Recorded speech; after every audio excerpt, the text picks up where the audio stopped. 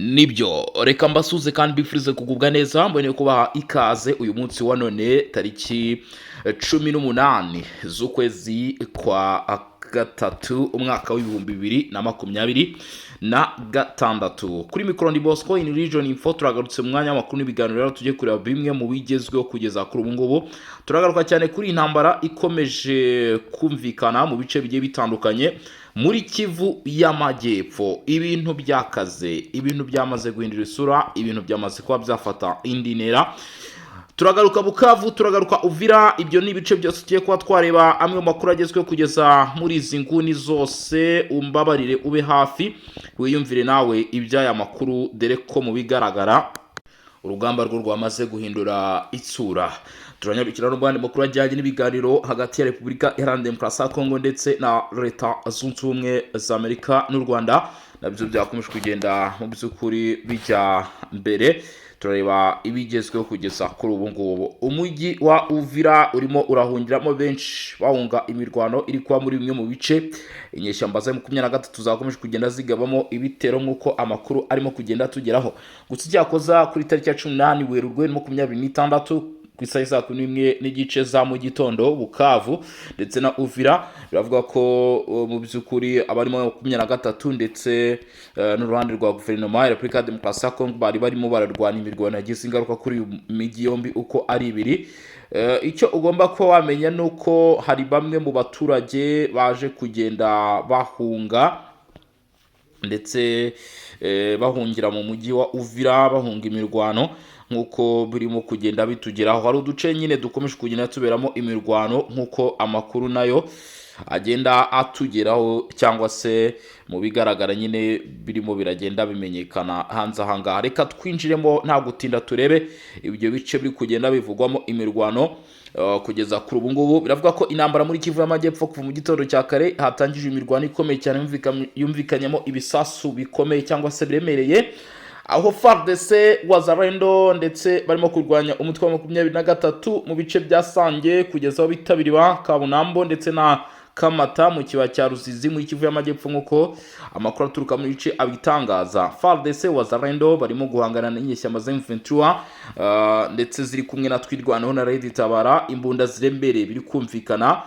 nkuko amakuru aturuka muri ibi bice bya Rusizi abivuga kugeza kuri ubu ngubu. Tibajyaho bita Kiriba ndetse no mu nkengero za hangaha muri ibi bice biravuga yuko kugeza kuri ubu ngubu imirwano yongeye no kumvikana. Abari mu Burundi nyine murabizi ko ibice biri hafi y'u Burundi amasasu arimo arumvikana kugeza ahangaha muri iki gihugu cy'u Burundi. Gusa icyakoza byamaze kugaragara yuko cyangwa se ukuri guhari byamaze kwemezwa rwose ko ibi ngibi birimo n'imitego ikomeye cyane idasanzwe. Aho bita Kirungu byo ho byifashe bite, reka mbikubwire wa muntu we, dore ko aya makuru rwose muri kugenda yisokeranya ku bwinshi. Umutekano mu gace ka Kirungu ngo ntago ukiri mwiza. Ahangaha ni muri secteur muri territoire ya Uvira muri Kivu y'Amajyepfo, aho ituze rwose ngo ryabuze, aho imirwano yakomeje kugenda yumvikana.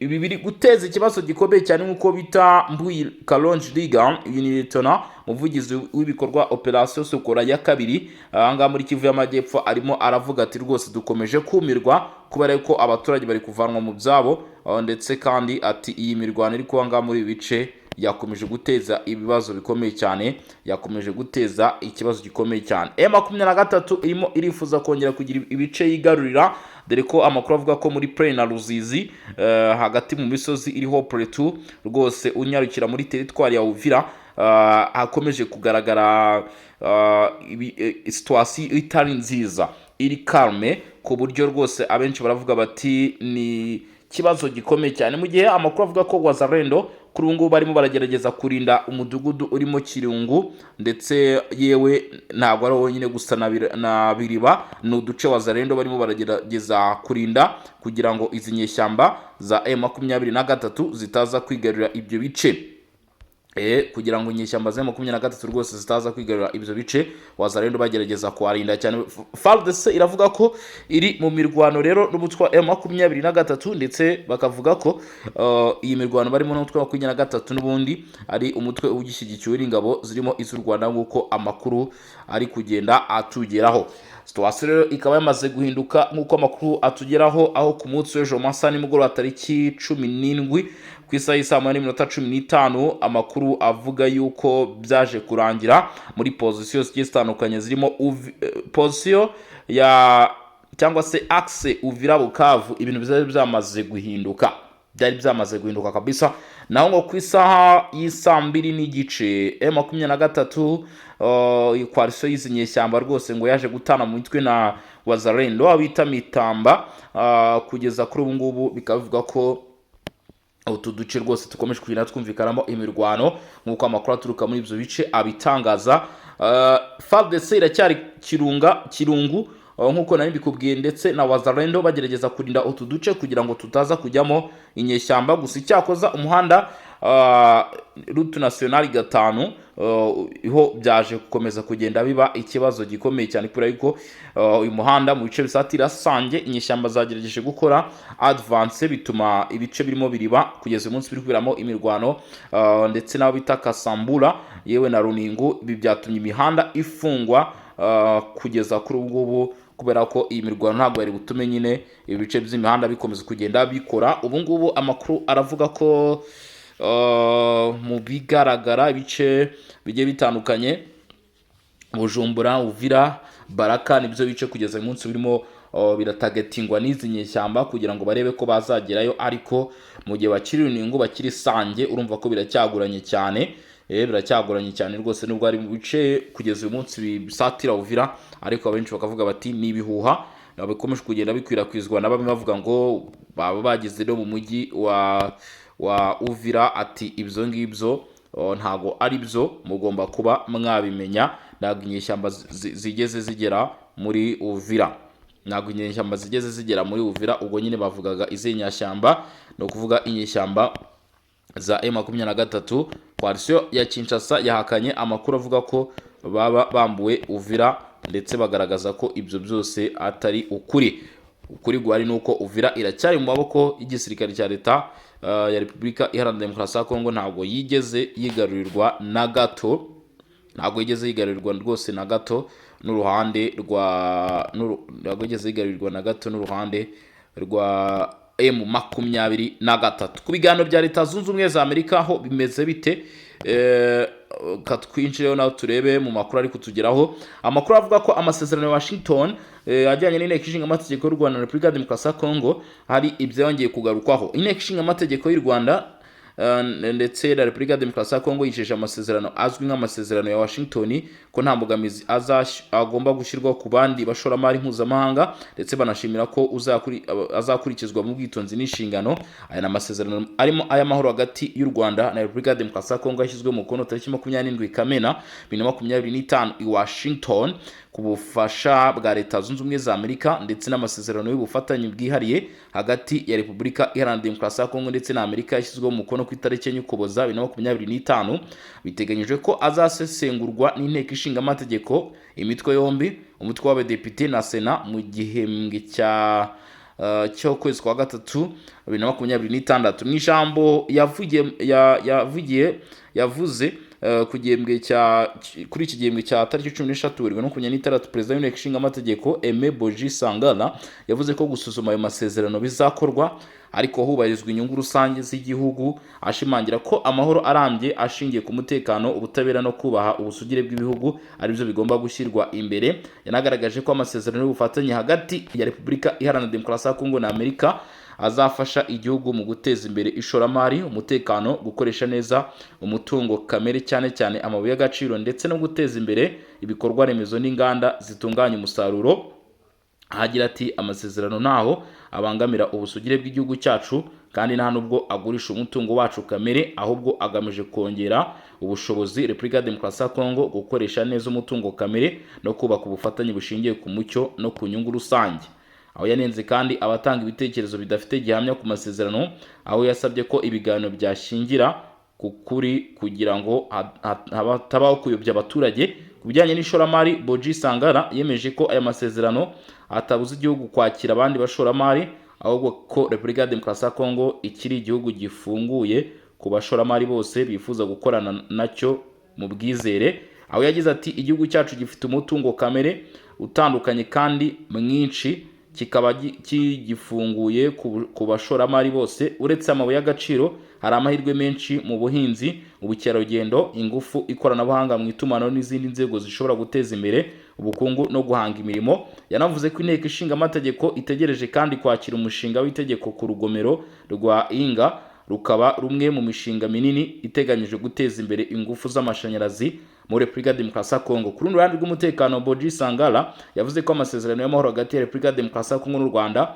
agamije guca burundu umutekano muke umaze igihe mu burasirazuba bwa Kongo. Yongeye ko aya masezerano yashyizweho umukono n'abakuru b'ibihugu byombi imbere ya Perezida wa Leta Zunze Ubumwe za Amerika, ari intambwe ikomeye iganisha ku mahoro arambye mu karere k'ibiyaga bigari. Yashimangiye ko inteko ishinga amategeko izakurikirana ishyirwa mu bikorwa ry'ayo masezerano mu nyungu z'umutekano w'abaturage n'ituze ry'akarere.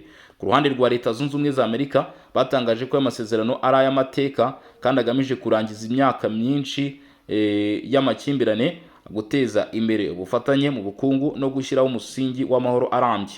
Aya masezerano anajyana n'izindi gahunda zirimo iyiswe Cadre d'Intégration économique régionale, agamije guteza imbere ubufatanye mu bukungu hagati y'ibihugu by'akarere no gufungura amahirwe mashya ku bashoramari cyane cyane ab'Abanyamerika. Hanashyizwe andi masezerano y'inyongera arimo ay'ubufatanye mu by'umutekano hagati ya Amerika na Repubulika Iharanira Demokarasi ya Kongo, ndetse n'andi hagati ya Amerika n'u Rwanda agamije iterambere rusange. Ku ruhande rwa Amerika, abavuga ayo masezerano azafasha guhindura akarere k'ibiyaga bigari akarere karangwa n'amahoro, ituze n'iterambere ry'ubukungu, aho bemeza ko binyuze mu gukemura intandaro z'amakimbirane no kongera ubufatanye, Repubulika ya Demokarasi ya Kongo n'u Rwanda byafashe ingamba zikomeye zo kubaka ejo hazaza heza h'abaturage babyo. Kugeza ubu mu makuru yandi yakomeje kugenda amenyekana mw'abantu mwe, ngo ibintu byaba bigiye guhindura isura.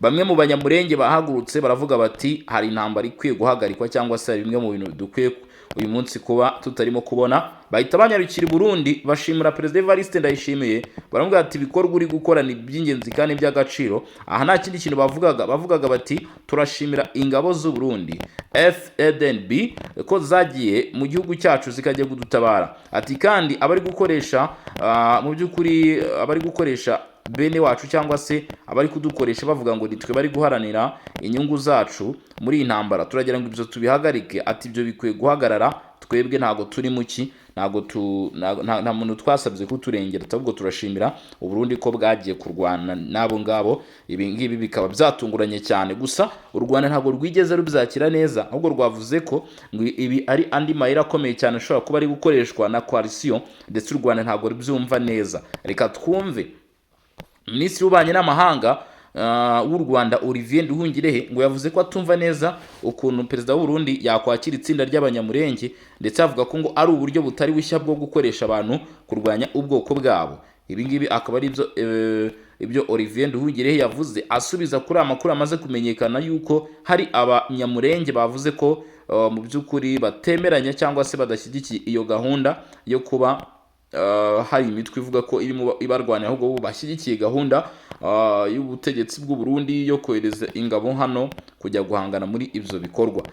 Bati Minisitiri w'Ububanyi n'Amahanga ibyo yabihakanye. Iryo tsinda ryagiye mu gihugu cy'u Burundi, ndagira nkubwire ko rikuriwe n'uwo bita Charles Nteze, ryashinjije leta y'u Rwanda gukoresha icyitwa ngo gutabara abanyamurenge nk'impamvu y'intambara, aho bavuga ko u Rwanda rwagiyemo muri Kongo. Ngo u Rwanda rwitwaje iyo mpamvu yiswe gutabara abanyamurenge, hanyuma rwinjira muri intambara yo muri Repubulika ya Demokarasi ya Kongo, ngo nyamara ngira ngo niba ubyumva ntabwo byari bikenewe. Nduhungire asubiza ku mbuga nkoranyambaga yavuze ko niba iryo tsinda ari ishyirahamwe ry'ubuvugizi, bakwiye gutera indi ntambwe bakajya Minembwe kureba ibitero bya buri munsi bya FARDC birimo gusenya inzu n'imibereho y'ababyeyi babo, aho kugira ngo bakoreshe izo mvugo gusa.